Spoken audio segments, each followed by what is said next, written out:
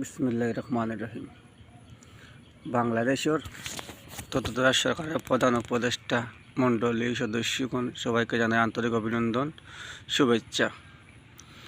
আমিও অন্তরে খুশি হয়েছি ডক্টর ইউনূস সাহেব তত্ত্বাবধায়ক সরকারের প্রধান হয়েছেন। আমার একটা আকুল আবেদন, দয়া মেহরবানি করে বাংলাদেশের আনাচে যত পুলিশ বাহিনী আছে তাদেরকে বদলি করা হোক। স্কুল কলেজের নতুন নতুন ছেলে মেয়েদেরকে চাকরিতে যোগদান করা হোক। আমার একটা দাবি, আপনারা আমার আশাটা বিবেচনা দেখবেন। যদি ভালো লাগে তো যারা ছোটো বড় যারা ভিডিওটা দেখবা লাইক শেয়ার কমেন্ট করে দুটো দিবা, সবাই দেখতো। এরা হলো শেখ হাসিনার গোলামে, শেখ হাসিনার সামসা পুলিশ সকল রাজাকার। এরা বাংলাদেশ আবার ডুবাইব, অনেক ডুবাইছে। তাই আমি ডুবানি চাই না, আমরা চাই শান্তি, সুন্দর একটা বাংলাদেশ।